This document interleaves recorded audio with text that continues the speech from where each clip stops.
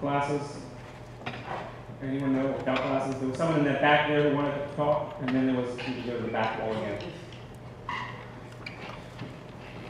Over there, anybody know? Okay, let's just start afresh, I'm sorry. Should we try names?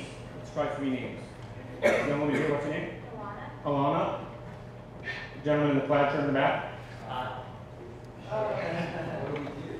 The flash your buttons plaid shirt. And then then we'll go to you because it's true, you're both wearing plaid. Alana, and then the 2 gentlemen in the back, and then we'll go from there.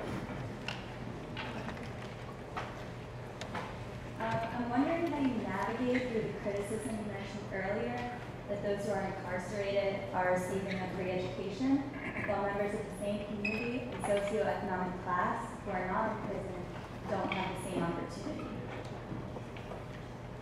Great. Is this hypothetically a question asked on behalf of the people to whom you just referred, or on behalf of or by yourself on behalf of those people? If I could just begin with that question. I was just asking because you mentioned that criticism, but never resolved. I'm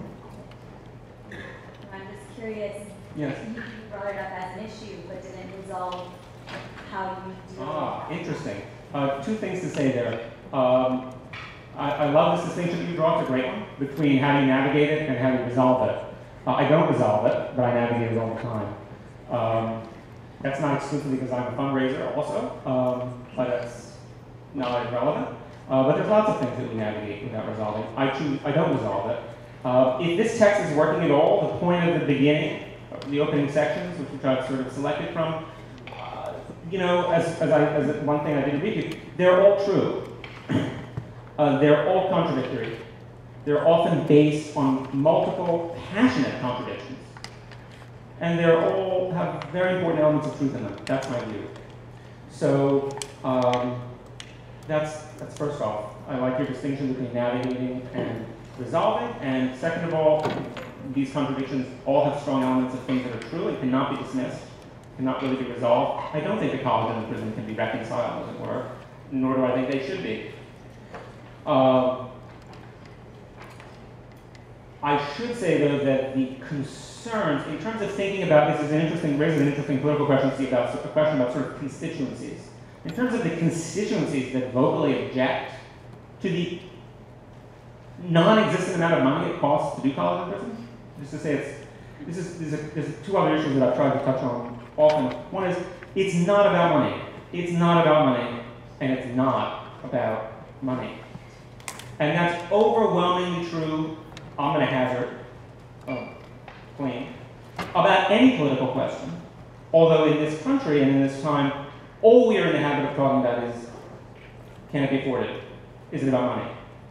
By and large, I would, certainly for myself, I'm not going to pontificate any more than I can help myself doing. It's never about the money. It's always about something else that matters much more. This is not actually a choice between money. The money that flooded the college and prison market in the late 80s and early 90s was 6 cents on every, was 1/2 of 1 penny of all the Pell money in the country.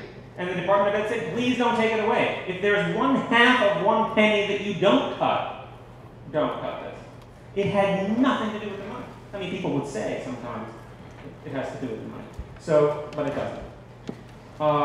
In terms of the constituencies, the opposition that I have always encountered, or ever heard referred to, does not come from within high crime or high incarceration intense neighborhoods. It does not. It frankly comes from policing communities. Right, as I suggested, sort of like in California, Governor Schwarzenegger got steamrolled by the Correctional Officers Union in California. This is a very popular Republican governor, steamrolled. In his attempt to rein in some of these costs, realign some of these costs that included a modest post-secondary education and prison budget. But it was not by representatives or ground-up voices, if you will, in communities that are struggling to get access to significant secondary or primary or post-secondary educational opportunity. and experiencing high rates of crime, victimization, and mass incarceration. Never, if that makes any sense. So we often have this triangulation of constituencies in which these arguments are made. So I hope that's an answer, or at least a start. The two gentlemen in the back, the two clad gentlemen in the back. Hey. So you raised a point earlier where you were talking about that the college itself was only addressing the outcome, but not actually tackling the roots of the problem of incarceration. And I was wondering how you sort of follow up to I think Elena's question. How do you sort of go about that? How would you recommend more so providing education to a pre-incarcerated population? And just to sort of expand upon that thought and inquiry.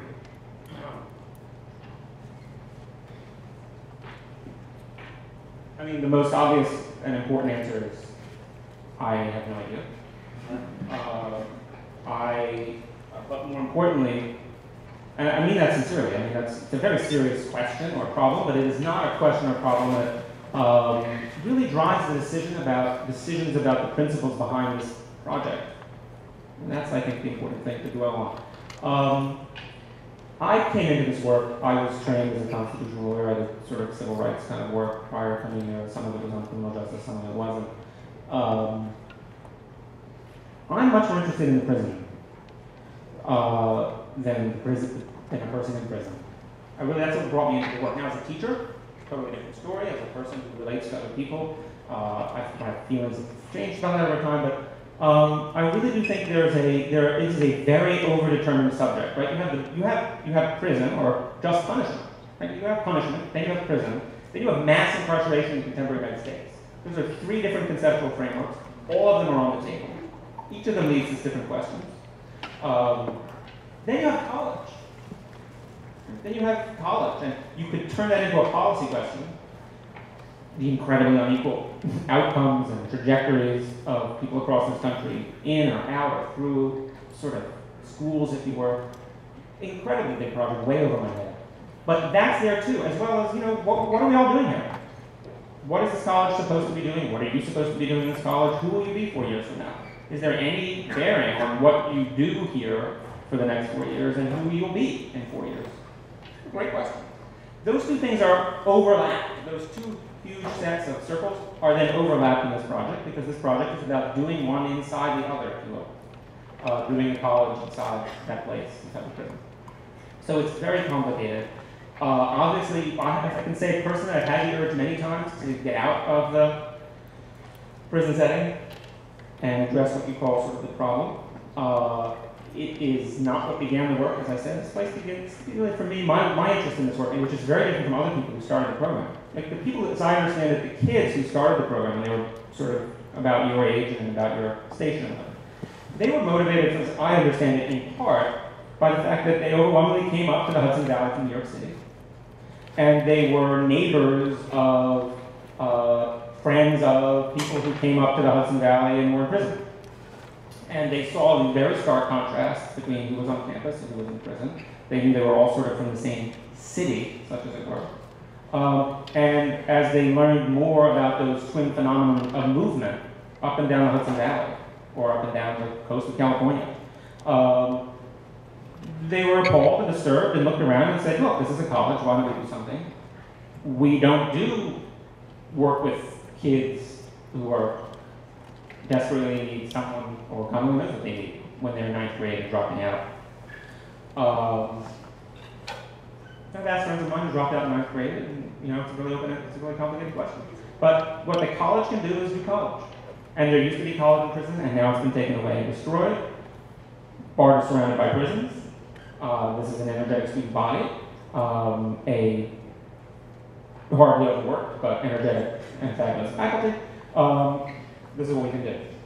So that was a moment of inspiration. Not mine. Mine has to do with, a sort of interest in the power of the state and the confrontation between the state and the exercise of its power incarceration, and then this sort of very complex moral landscape that sort of seems to follow from that for me. That's those sections in there that matters to me. So yes, very big challenge. Teenagers, gotta love them. Best I can say. Daniel, can we maybe take one more question and then give Paul an opportunity to speak? Sure. The gentleman in the black shirt. Can we do two more? And I'll be brief. Yeah. Gentleman in the black shirt, and then one more. Is it you? Yes. Okay. So I kind of want to piggyback on that whole thing. I want to hear more about the like the ideological basis for the prison program. What do you think about this sort of state, personal, like how does this all reconcile from the bottom up? And I've been trying to think about this, and I kind of am reaching this like sticking point in my brain, which is, would it have been easier for me to get into Bard if when my mom told me, like, when my mom was bothering me about applications, if I just stabbed her in the neck and then applied for the prison initiative? Would it have been easier? I haven't met your mom, so I can't speak to that.